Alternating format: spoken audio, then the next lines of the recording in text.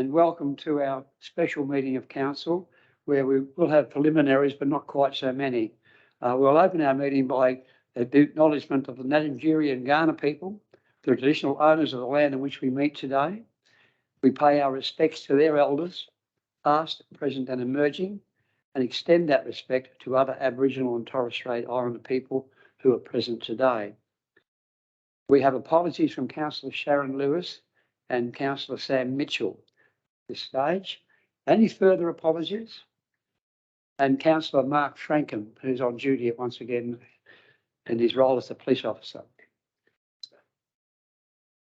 Now, staff members, I can't see who's on Teams up on the screen. And please forgive me if I overlook who's there. Apologies from Brian Carr, Craig Doyle, June Austin and Kyron Chappell. Are there any further apologies to tonight's meeting?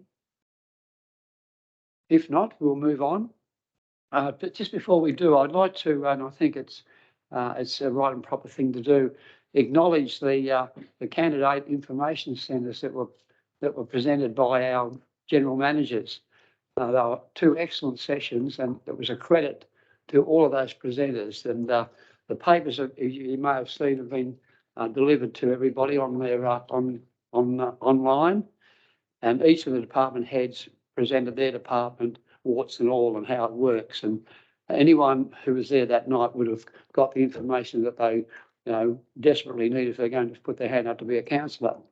But it made me feel very proud to be part of this council. It was so professionally done, and it also opened my eyes to a lot of things that our council staff are actually doing that we may be not aware of, but are really highlighted in this particular document, which we've all got a copy of.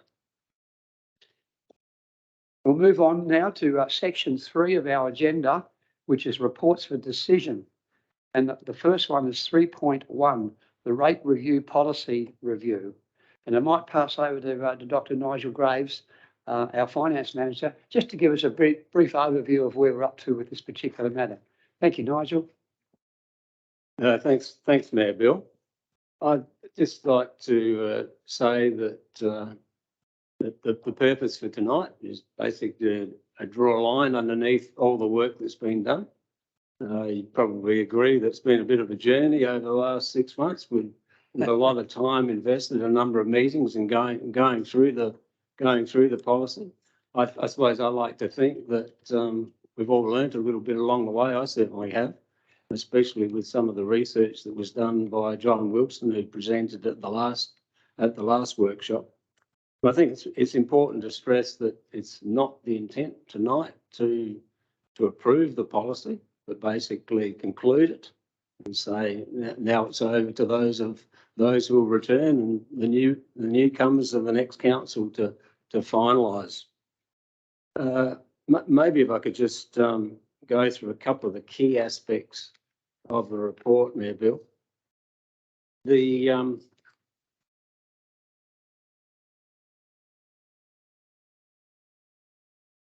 I think it's probably fair to say that council is always faced with a pretty difficult task in coming to a conclusion on these matters.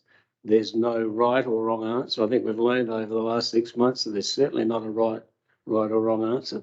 It's a matter of judgment, and even after the research was viewed, it's obviously important for councillors to come to a view in terms of what the meaning of those things are. I was pleased to hear as it evolved through those workshops that members were actively engaged and take into consideration the key taxing principles. So I think that's a very useful structure for you to come to a conclusion, to work through those principles and have a belief on it. My view, and you certainly can have a different view, was what we saw in the research is that reasonably confident that property value does actually represent a reasonable measure of capacity to pay, especially over the lifetime of people's income.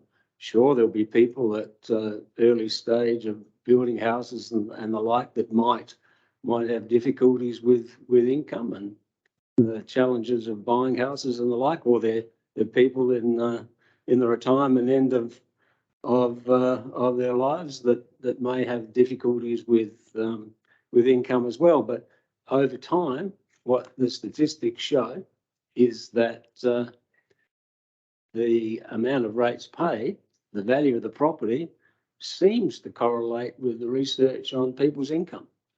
So that was something I learned. It surprised me somewhat in some areas, especially in some of the more established areas of the council. That's not exactly true. That in some cases the values are lower and the opposite. And one that sticks out a little bit in the research is Hewitt. That's interesting. The thing that needs to be taken into consideration, though, is that it's only a snapshot, because we're talking about data that came out of the last census, which has only just become available, and also some taxation information, and again, a snapshot. So I'm suggesting that over time, it's probably worth having another look at that particular data and just seeing whether it holds true over time, because we live in interesting times. So who knows what effect some of those things have had on what's going on. So you may not like to look at it again, but of course the census doesn't come around all that often. So you might have to wait a little while before you dig into that data, although the taxation will occur quite frequently. The other thing I just wanted to quickly mention, I think we need to probably just rule it off a little bit, is that some of the things that John did in terms of his research was focused on that minimum fixed charge choice. You only have one or the other. And suggestion that it probably is a more equitable way to go in terms of people's ability to pay, capacity to pay, to go for the fixed charge. I'm not suggesting that as a recommendation to you, but I think it's something that you need to ponder and maybe come to a conclusion on as to whether based on the data being provided with it may be a more equitable way to go. The attachment to the report is the current suggestions for a number of the policies, but when you get to that part of it, I've actually included both. So you've got the fixed charge or the minimum rate. If you decide to go one way or the other, that's the policy we'll go with. So that's basically what I had to say, Mayor Bill, with that remark. So I'll hand it back to you, but stressing again that the recommendation is only about saying, well, let's say we've done our work now, and then we'll move on and let the next council deal with it. Yeah, thank you so much, Nigel, and I commend you also for taking us on this journey. I think I have mentioned this in the chamber before. It's probably in local government, it's one of the more complex areas of decision making in rates, and there's many councillors that don't particularly understand how it all works, and I was one of them. And I think we've had a really good opportunity to get a better understanding if we're going to make these decisions which impact people's lives, that we have a really sound understanding of how it works. You're able to simplify things to some extent to give us a grounding of why that is so, or what the comparisons can be. We've still got a bit of that journey to go, of course, because the decision hasn't been made. But I think this report here spells a lot of information out to us that is valuable, and of course the appendices that are attached to that, which support what's being said in the report. So I thank you for that, and I'll open it up for any questions that anyone may have. Councillor Simon?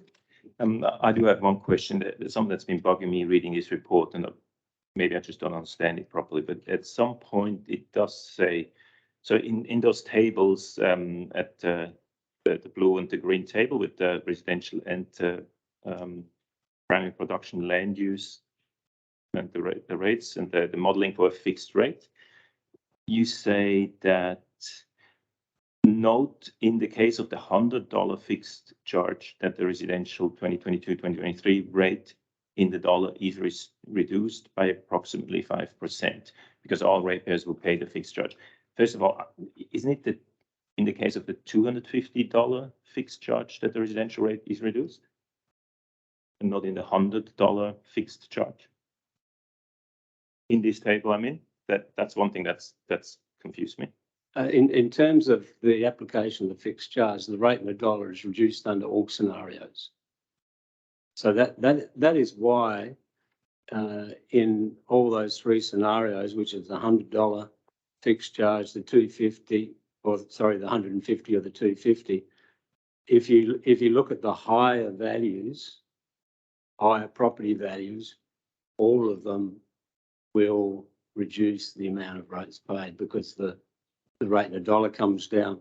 But if you remember, it was probably our second workshop with some statistics on where the most property value was, ratepayer wise in the area.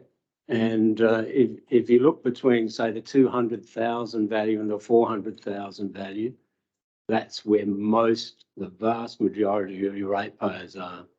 And so if you look at all of the analysis relating to that range, you'll see that by going to a fixed charge, they're the ones that are actually paying more.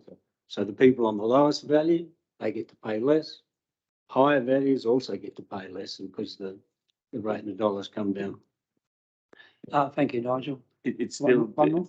I'm still sort of confused. It's just, it's in this report, the way you're writing it. So if I calculate just the numbers here don't add up, I'm just wondering if I'm wrong or if there's a mistake in there. So because it says for the $100,000, obviously the fixed charge is $100, and then you add the $411, which is a 0.00, which is 4 per mil or 0.0411% of $100,000, which is the $411, and that adds up to the $511.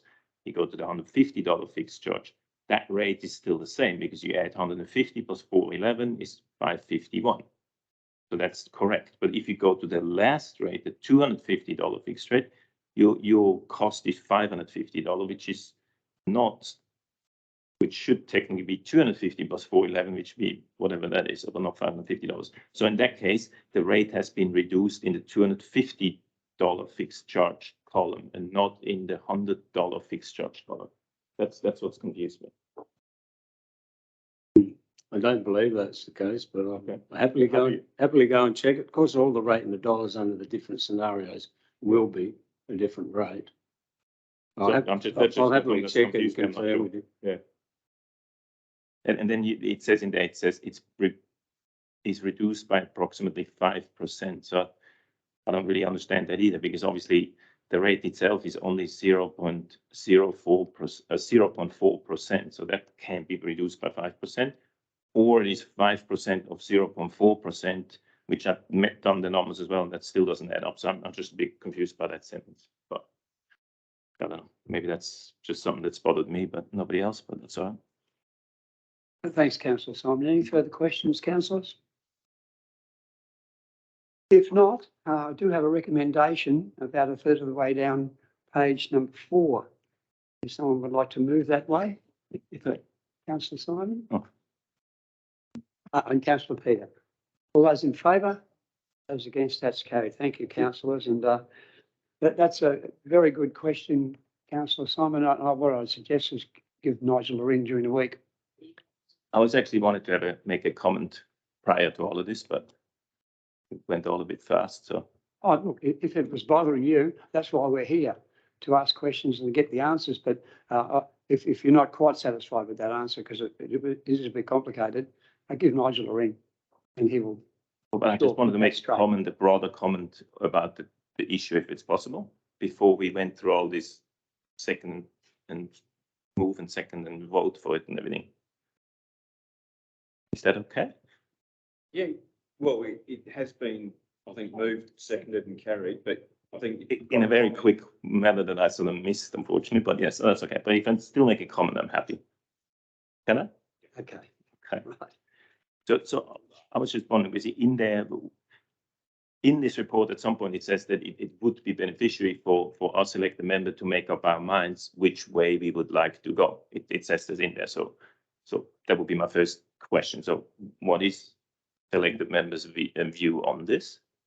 Because it says in there that would be beneficial if we would know that. So should we do that? Should everybody say what they think? That's one thing, because I can surely say what I believe, if that's okay.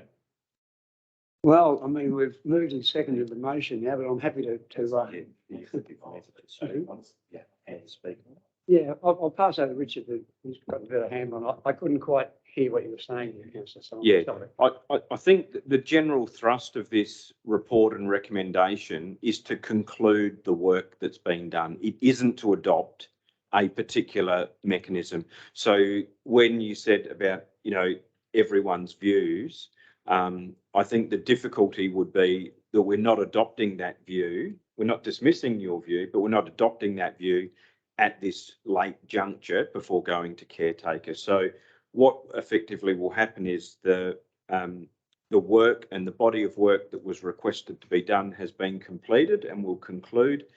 The recommendations or thoughts behind it will sit there for the next council to actually bring back to the table and consider as part of its longer term policy. So and what we've spoken about today is to have a very similar workshop to what we did in February of this year and have another one in February next year.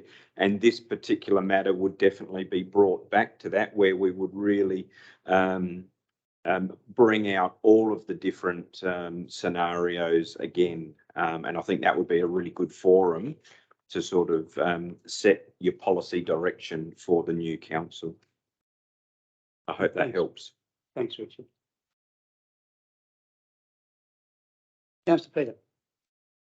I applaud the scholarship and the thoroughness of this work that's been done, and I contrast it with what we had in the past.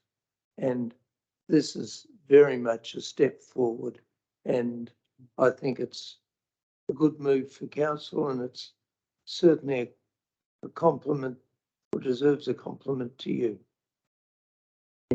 Thank you so much, Councillor Peter. That's very well received, I'm sure, from around the chamber. Any further comments, councillors, before we move on? Councillor Dean? Yes. I second Councillor Peter's remarks about this process is excellent. And from my own viewpoint, I won't make up my mind until I actually have the information for me as councillor. That's assuming I'm the next councillor, of course, which is always up in the air. But it's important for councillors to get all the facts and all the elements together before you make a decision.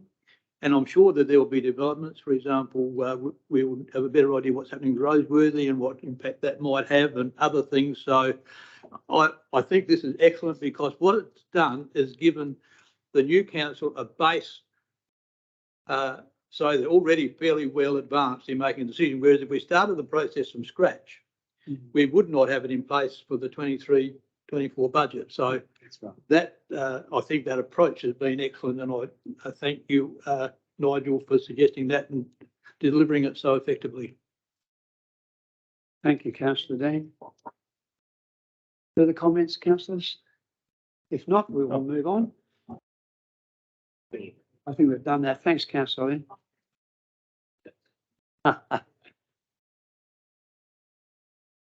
We move on now to 3.2, the policy review of our tree management policy. And I think I've mentioned this before, but I recall first coming to this council and planting a tree in the street even was a very difficult task. We didn't seem to have any direction or any policy surrounding tree planting at all. And we've come a long way now with the Pines Reserve and the new reserve over in the Barossa, which was opened last Friday.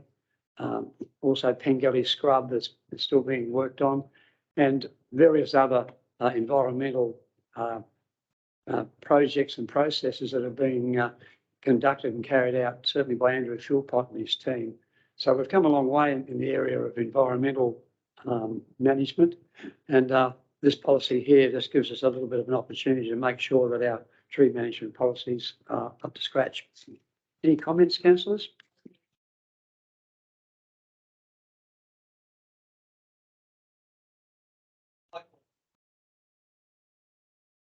I went with Brenton Mistos out to Coleman Road and Forest Road at 4:20. He picked me up, and there were only 3 people there.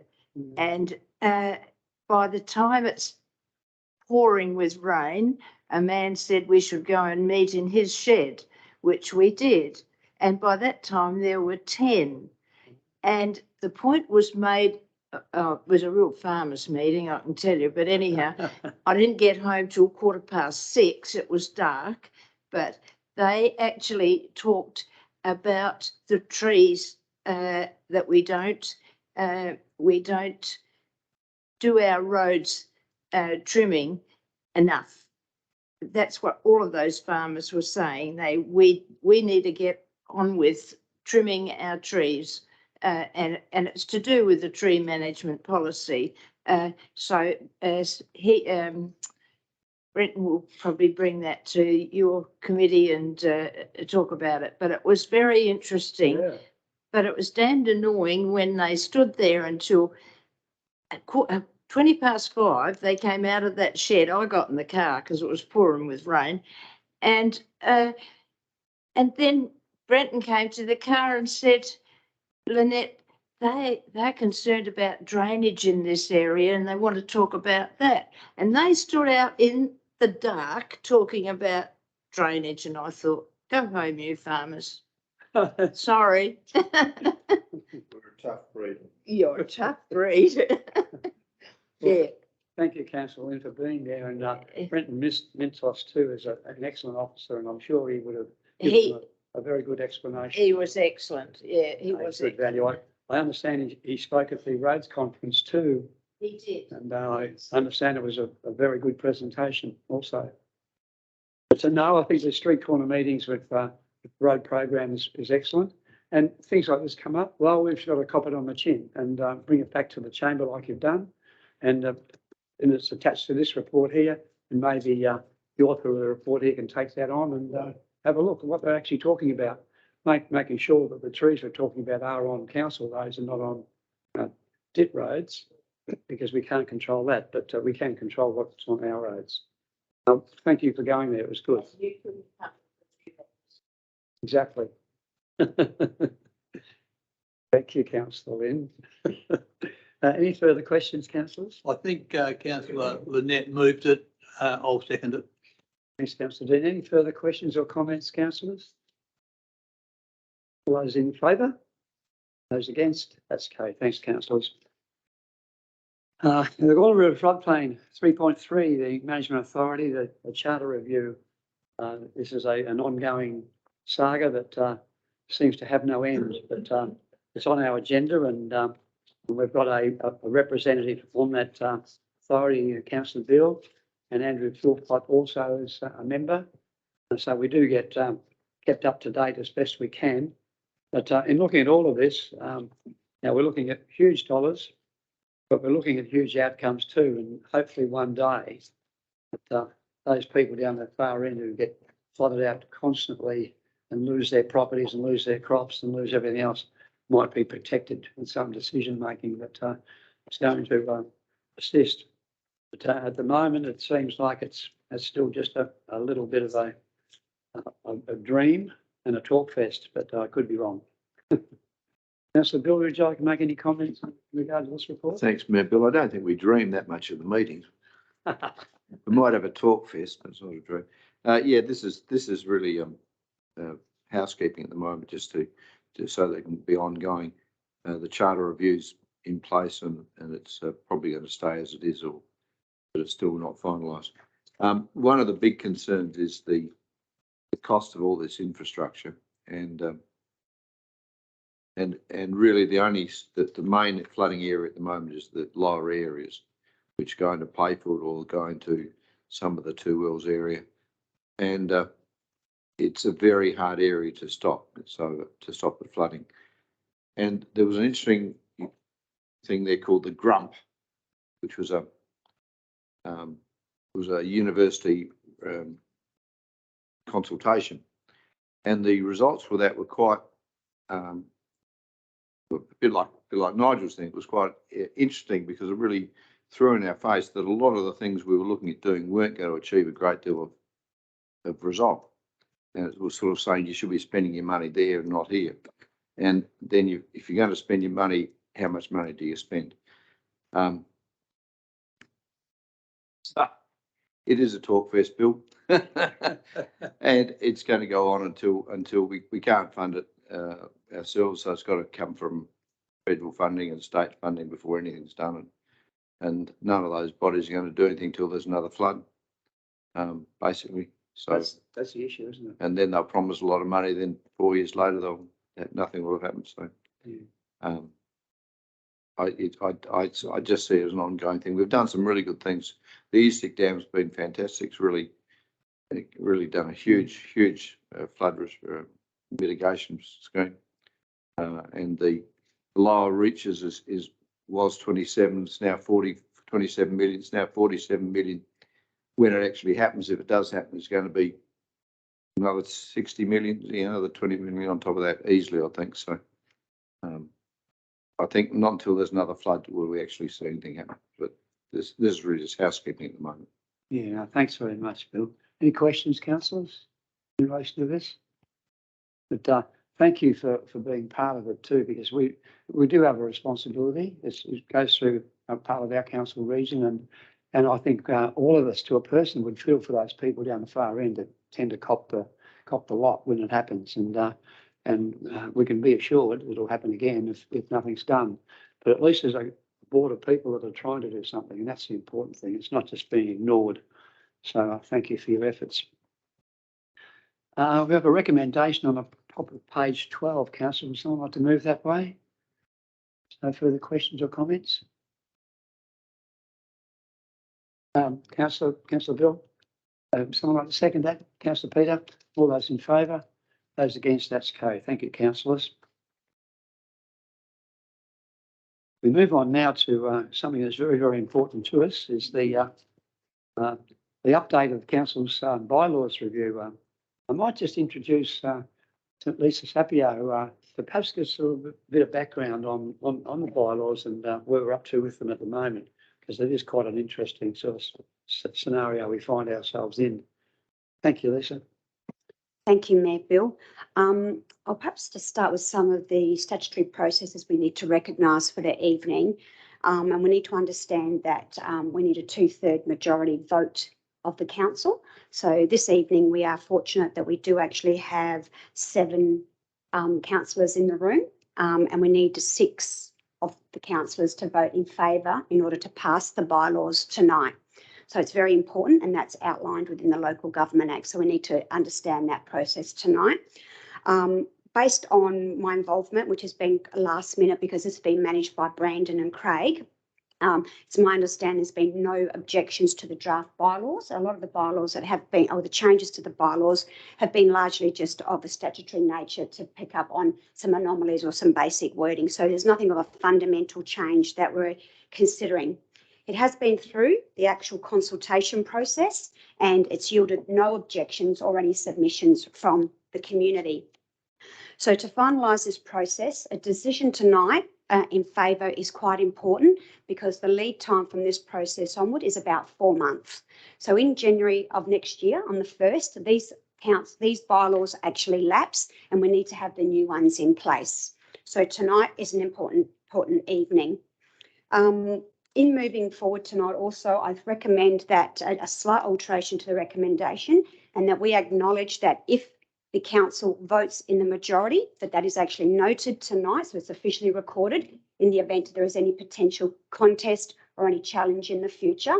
And where we only have, if we only do have 6 members voting for the motion tonight, we'll actually record that. We don't need to do it by way of a division, but more just by way of notation to sort of close this matter off tonight.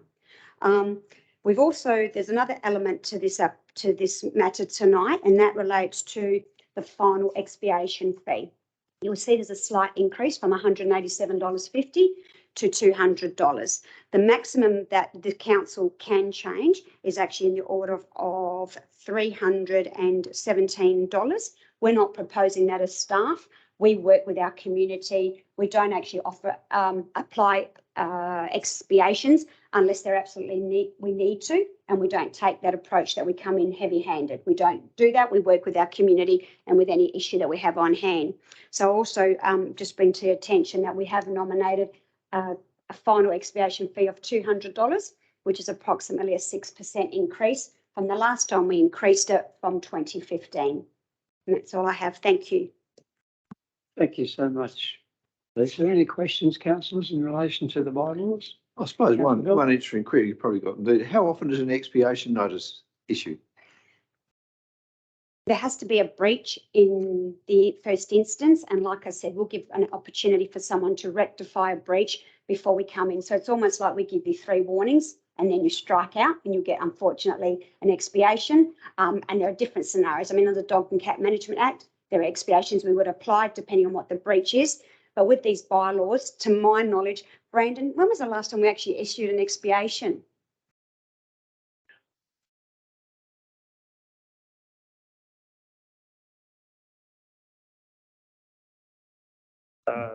Never issued an expiation for a breach of a bylaw. When I was at Playford, I issued one. It's rare down there.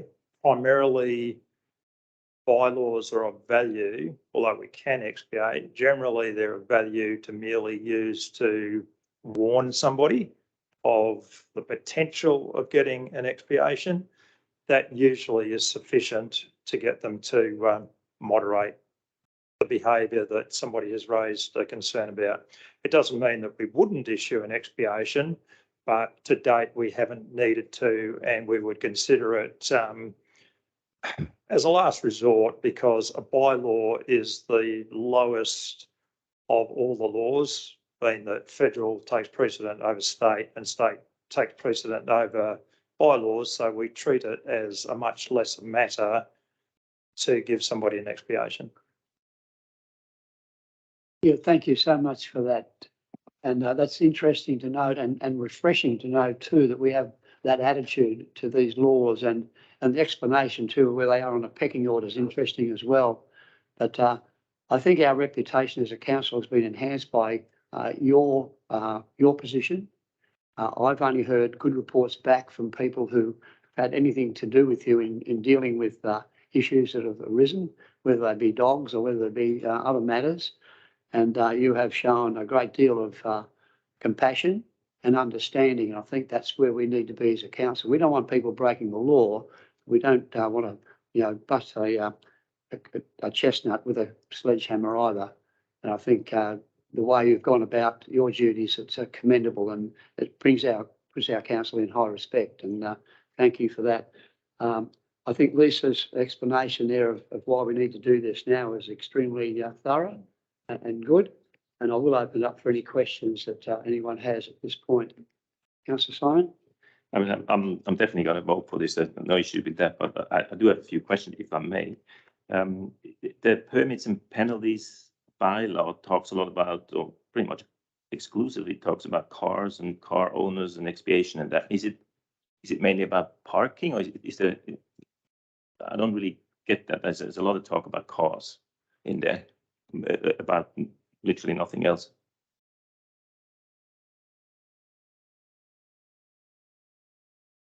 I think what Councillor Simon is asking is the range of notices that we can apply, such as parking, etc. I'm not 100% sure exactly what you're getting at, but the bylaw number 1, penalties and permits, is primarily the penalties. The legislation is a little bit convoluted and goes from one to another. And so bylaw number 1 allows us under the Local Government Act to set a penalty, which we get back to the expiation fee. Primarily, bylaw number 1 is all about permits. And so, again, primarily you look at bylaw number 4, which is use of local government land. And all councils have the same, that basically says, well, you can't do anything on local government lands unless you have permission. And then you go back to bylaw number 1, which gives you the authority to give somebody permission to do something that could be contrary to the bylaw, one of the other bylaws under certain circumstances, but you can't use that to give permission to breach a state law or a federal law such as the Australian road rules. So primarily it relates to, I don't know, an example could be, well, you can't park a car on the town square.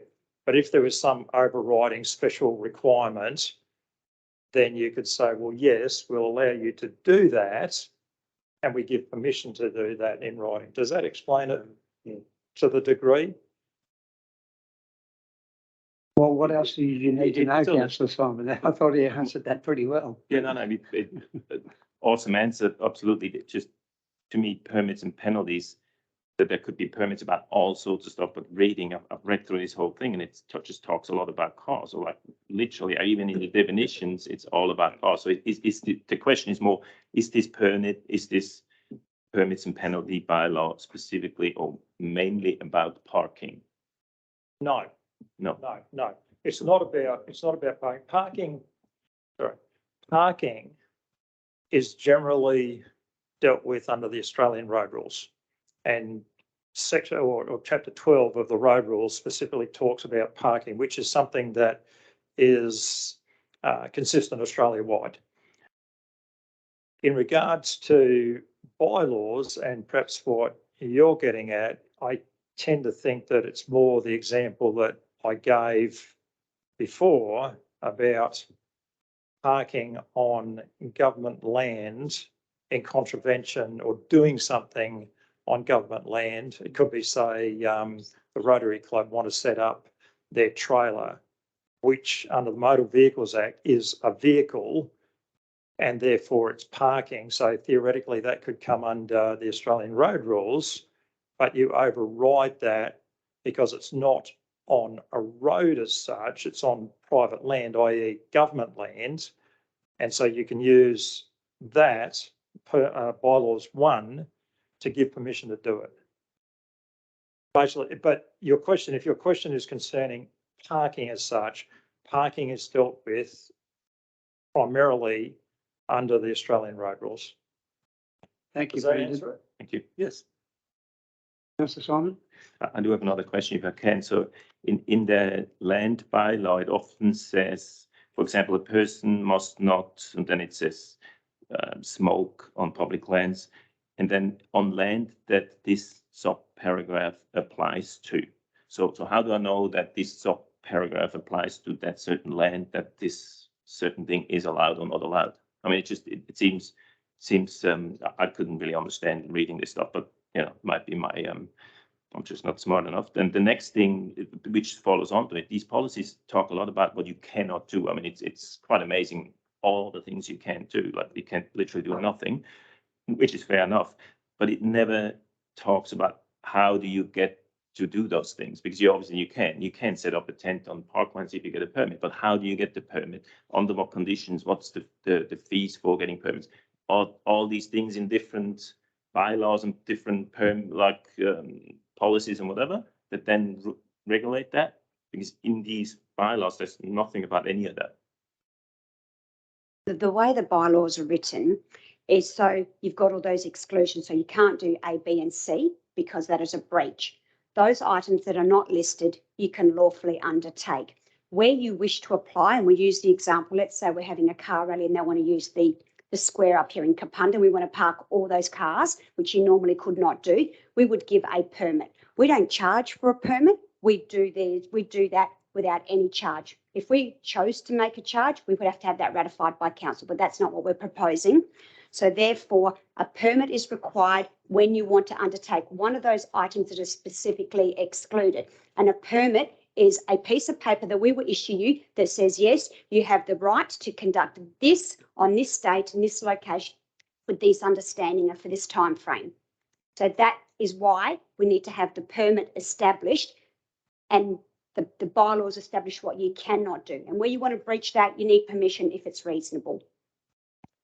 Thank you, Lisa. So that will bring me to the question that I wanted to ask is, so then how do you do that? How does the public know that you can do this? Is there different policies or something that people know how to go about getting a permit and how these permits get judged. Like you can't just say like, oh, you can do this. There must be some rules and regulations behind it and what you're allowed to permit or not. Or you can't permit something to somebody and not permit something to somebody else. All these other rules. Where are these rules? Because they're certainly not in here. You're correct in so much as nowhere in there does it specifically state, and it doesn't state it, to my mind, in any other bylaws in any other council, and they're all basically the same, basically. In reality, the average member of the public does not understand what a bylaw is. They think that it's some sort of council policies. What happens, again, in reality, is that somebody will want to do something, or they have a concern about somebody else doing something. So they will ring or email and they will say what it is they want to do, what their concern is, and ask what the situation is. And let's say it's what you're talking about, that somebody wants to, you said, set up a tent somewhere. So somebody wants to do that. They're not sure. They will contact council. They'll tell us what they want to do. We have a chat about it. And then we decide, we'll say, right, please submit your request. We'll give them an indication as to whether we support it or don't support it. And ultimately, all the bylaws, especially use of government land, come down to a liability issue to cover council in case something goes wrong. But we'll say, look, that's fine. Let's assume we say that's fine. Please put it in writing. I need something in writing, and we will then respond to you and say you can do it, and or give conditions. Sometimes, especially if people want to do work on a verge, or they want to do this some repair work going on up the road here, that is actually, they need to work on government land. So we will do the usual, well, we need $20 million liability insurance, and we will give conditions, again, to cover us in case something goes wrong. So no, there is no formal mechanism in any bylaw about how to apply. It's simply people, as a matter of course, will contact council and say, this is what I'd like to do. How do I go about it? Thank you, Brendan. I just have one thing I'd like to perhaps put to you. A major event, for example, and this is getting on to what Councillor Simon, I think, was indicating, how people find out what they can do. If someone wanted to run a major event here and they contacted your office or Lisa's office, as the officers there got the authority to approve that event, or does that particular function need to come to the council for consideration? Yeah, No, I'm not talking about parking on the town square. I'm talking about something more substantial. it would depend, to my mind, it would depend on that's how big the event is. I mean, you've all seen Lorinda come and give a presentation about an event. Usually that's keyed in with an application for funding of some sort of grant. But that is probably the wrong word. I probably used the wrong term there. But something of a major scale that's going to disrupt the town in some way. That's probably a better explanation. Someone that wants to do something in the town that's going to disrupt the town somewhere. I believe that we can do that ourselves, but I don't believe we have to bring it to council. It may be that if it was really big, it would be brought to council as a matter of courtesy. And in any event, again, like that visit by the government van office, I advise the local members for their information.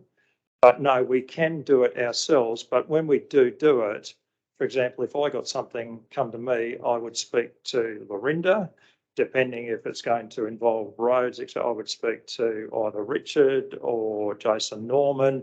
It's not things like that. And Lorinda, certainly, if we're talking about a big event, Lorinda would get involved and make sure everything is covered off. So yes, I believe we can do it ourselves without bringing it to council, but it's not a case of one person just says, yeah, no worries, I'm going to do that. It's a case of discussing it with many people, including running it by the police, and then deciding where we go with it. That makes sense, and I thank you for that, because that's exactly as I would see it would happen. It would come to the department and common sense would be applied. And if you thought that it took a bit more than the authority that the department where it's come to has, it would come to the council. or many people get involved Yep. in it, in order to make sure that everybody's happy and everything's covered. That makes sense. Thanks, Brandon. Any further questions, councillors? Yeah, I've just got one. Yes. The dogs bylaw, given the dog attack we had at Freeling in this last period, do we consider that a $200 expiation fee is sufficient penalty for people who may have dogs that are not controlled out there in the community? And how do we advertise the fact to these people that there are rules and regulations for these menaced dogs? Sure. That is sort of really a different matter because those expiations are managed by the Dog and Cat Management Act. These are only bylaws. So where you have legislation that relates to a specific scenario and dogs and cats are managed by the Dog and Cat Management Act, those expiations are governed by that piece of legislation. These bylaws don't seek to cover that. Brandon, is there anything that would be worthwhile that I could expand on from there?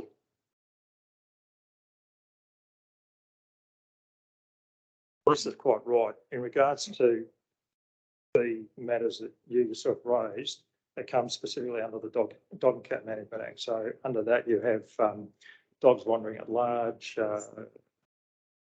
attack, harass and chase, which is all under the same section. You have the opportunity to look at doing dog control orders, albeit that they are more an administrative matter as opposed to an enforcement matter with an expiation. But the bottom line is that the state government legislation of the Dog and Cat Management Act, that's what you deal with those things for. The only thing that you would use a bylaw for in regards to dogs would be, and it would be rare because you'd probably jump to the state government legislation, but if there was a breach of the required number of dogs that you could have on a property, I've never had to do it other than to say, well, look, you need to register them and you need to apply for a permit. So that would be the only time that you would perhaps expiate under a bylaw. Otherwise, you would jump to state government legislation. That makes sense. Thanks, Brandon. Further questions, councillors? If not, we have a series of recommendations, which I thank you for. Would someone like to move that way? Yeah, I'll move that way, although I'm very disappointed I can't do any more bridge jumping. Without a permit. Would someone like to second this? Thanks, councillor Jason. Any further questions or comments, councillors? If not, I'll put the recommendations. All those in favour, those against, that's carried. Thank you, councillors. If we could recognise that's a unanimous decision, thank you. Oh. Thank you, Mayor. And we could recognise that as a, we're allowed to use the word unanimous, don't we? Yes, we can. We can for the purposes of this because the way the Local Government Act's written, just for this. I'm not talking about across the board.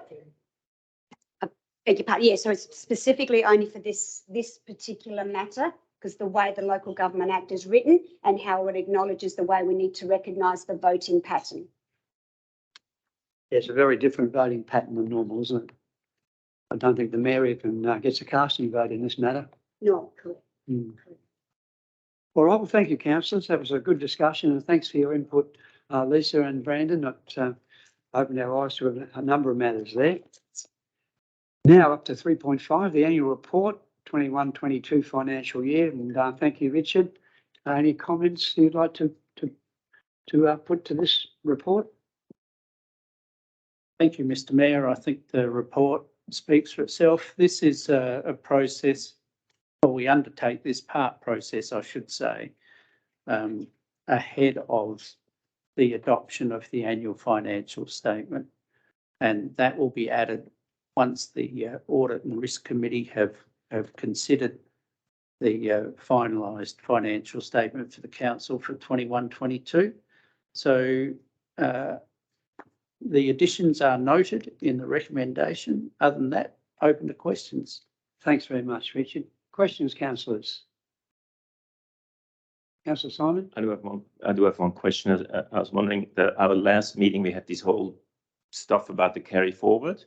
or carry over a project. So we were saying we have the 9.9 million that we forecasted for those year, the 21-22, which will be in this annual report. And then we figured out that we're gonna have 5 million going forward, gonna be carried over. So therefore there might be less. I know that there's no financial statements in there yet, but will they be adjusted for that carry forward business? That we actually have the number in there that we actually delivered, instead of some random number that has no validity in reality. Through you, Thanks, Mr Mayor, Councillor. to answer Councillor Simon's question, and it's a good question. The carried forward balance, if you will, is included, I think it is note 14 in the annual financial statement. So that formally recognises the commitment in last year's books. So our traditional practice has been that at the adoption of the financial statement and the first review of the current year's working program, will bring those series of works projects and whatever else is included in that into the books at that time. November meeting, we'll have our first review, we'll adopt the financial statements, and that list of projects will hit the current year's work at that time. Thanks, Councillor Simon. Just a quick question, Richard. At the November meeting, then will this council be adopting the financial this document? Through you, Mr Mayor, this council won't be adopting the annual financial statement because it'll be out of term. It'll be one of the first orders of business of the new council. Yeah, it's just unfortunate that timing occurs. Thanks, Richard. Yeah, Richard. just further to Councillor Simon's September meeting, I will provide a reconciliation of what actual work was done, which I think is what you've asked for. We've done a preliminary look at that. We actually have delivered about $12 million of value of work this year, which well exceeded our 9.9 million. The 9.9 million wasn't just capital works, it was actually some other works as well, such as I think there was about $1 million of plant and machinery and vehicles that were purchased, as well as the enterprise system, which was about another 300. So there was a number of things that weren't really in there. There was some road works that really weren't in or shouldn't have been included, but were. And when you see the makeup of it all, you'll go, that's a pretty good program of works that were delivered. But I couldn't do it justice verbally. I would need to do it in a very clearly laid out way.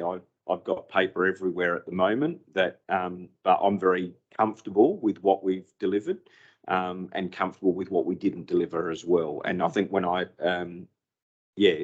show you that next meeting, I think you'll be equally comfortable with it. And that doesn't take away from what Richard said in terms of the financial statements. This is more the actual nuts and bolts of the work that was delivered. So I hope that clarifies that. If I may, so these actual numbers that you're going to produce in September, are they then going to be included in this report? Because they would be much more, but wouldn't they be much more relevant than some numbers that didn't happen, that included stuff they shouldn't have and didn't include stuff they should have? And the value of capital works delivered will be in the broader financial statements. Yes, then the number, the actual number that you're going to present next September. I won't. Discipline. I won't go to the accounting standard, but I will talk about the projects. And so, as an example, East Terrace, we would have consistently said that that's a $3.8 million project. That's what I will share with you, to say that we delivered a $3.8 million project. The reality might be it could be $3.751 million, which will be in the financial statements. And so I won't go to that level. I'll give it to you in a holistic manner rather than at the financial reporting level. Thank you, Richard. Councillors, any further questions in relation to this matter? I have a recommendation about halfway down page 22. If someone would like to move that way, Councillor Dean. Someone like to second that? Councillor Net. Any further questions or comments, councillors? If not, I'll put the recommendation. All those in favour, those against, and that's carried. Thank you, councillors. That brings us pretty much to the end of our meeting tonight, and I thank you, of course, for your attendance and your input tonight as well. I think it was an excellent meeting. We got through a lot more business done than I thought would happen. It looked like it was going to be a flick and a tick and flick, but it didn't happen, and we learned a lot, I'm sure. I'd just like to perhaps before I close, just bring you up to date, and I'll probably be looking for council support at some point in time, but you may be aware that a note went round that I'd been nominated, and humbly so, by the joining council as the next president of the South Australian Local Government Association, and that's quite an honour. And I've got to just make sure my heart's in it, but at this stage it is, and I've been certainly supported by a couple of fairly high-profile people for me to continue with the nomination. The nomination's closed, and I couldn't get it to council early enough because I got 4 days' notice from the adjoining council nominating me for this particular position, and the nomination's closed 4 or 5 days later. So I had to get it in pretty quickly if I was serious to accepting that unanimous decision of that council. And I think it would have been quite rude of me not to. But on the same token, that council probably should have asked me first. But I'll forgive them for that because I really do feel quite humbled, and I thank them for it. It's something that never have occurred to me. But we're there with a chance, so we'll see how that rolls out in the next month or so. How's that, David? Just got one question on that. What happens if you don't get back in as mayor for a local council? I don't get back in as president of the Local Government Association either. Right. The That was- timing, well, the timing factors in all of this year have been pretty unfair to the regional councils. This seems to happen each time it's the regional council's turn to select the president. Every second year it comes to the regions. Last year it was the city councils, although all councils get a vote. But of course, it seems to come up in election year each time. It happens to be the region's turn to nominate the mayor, the president. So I think the last one that we would remember was Dave Burgess, who was the mayor of Mid-Murray. Did a great job and come to our council on more than one occasion, and he did a pretty good job. And he's really supporting me in this particular situation. He suggested that he still had ample time to undertake his mayor duties with his council. He didn't seem to think it interfered much at all. He said, you get busy at times, but we all get busy, and I don't think I'd like to be working full time and trying to do it though. I think you might have a tricky situation, but we'll see what happens, and it'll roll out. We've got this election to of course prepare for, and I wish everybody who's put their nominations in well. And I've enjoyed this council very much, and we've had our challenges and our moments, which we do. I mean, we're a group of people who have different ideas and different priorities and so forth. But I think we're all here for the right reasons, and that's to make our community better. And I thank you for that, and for the journey that we've had to date. It's been a great ride, and I'm assured that the paperwork is in its final stages. Another note went off tonight to Brian Carr for the $22 million to go into our bank account tomorrow. So we're looking forward to that very much. There'll be some media on that at a later date, but the financial aspect of it will be from all due reports that have come in, will be completed tomorrow as per the schedule. So we look forward to that very much, and this council's been behind that project for 4 years now, so we've been a big part of it.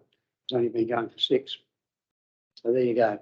So thanks, councillors. If anyone would like to make a comment before we leave, I'll wait for that. Otherwise, I'll close the meeting.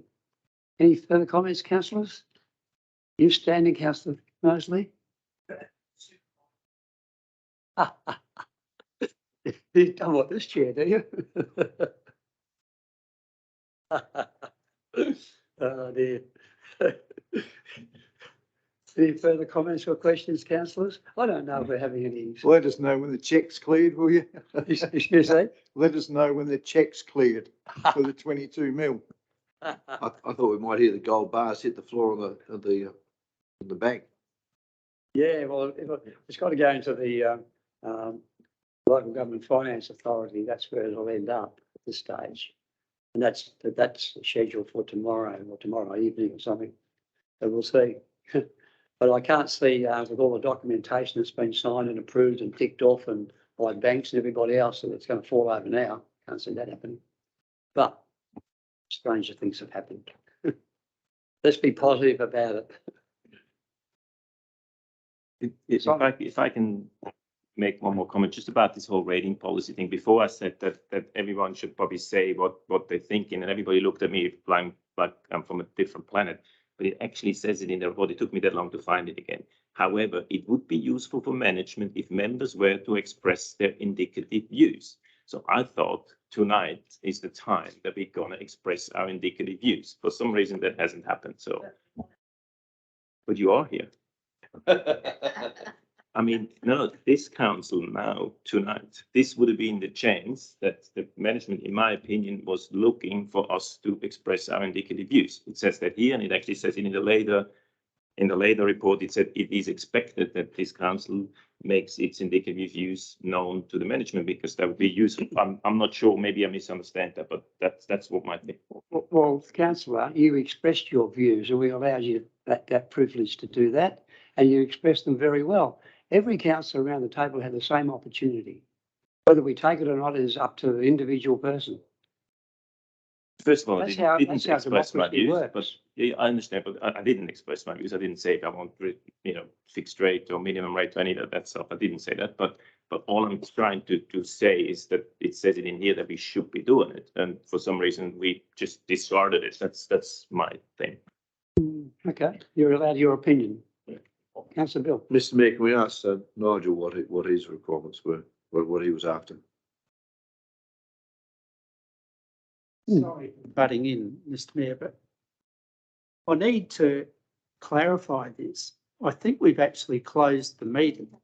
I thought Mayor Bill indicated in his address that there's no further comments, we'll close the meeting. And that was about a separate subject. Yeah, there's been further comments. I think the meeting is still in The train. meeting's not like, okay, we'll go with that. Let's go not with that. let's not play games. No, we're still being recorded. So we need to be clear about at what stage of the meeting we're at. So, and this discussion, and look, I'm happy if Councillor Simon wants to put a view about future rating structure, but I just want to be clear about where we're at in the stage of the meeting, because I think we've got a little bit off course. That's right. The meeting, the business of the meeting has been completed. So as a result of that, I made some comments at the end, which were purely sort of comments that you'd probably expect to come from the chair at this stage of the elections, and officially closed the meeting. Officially. Bang, bang. The meeting's closed.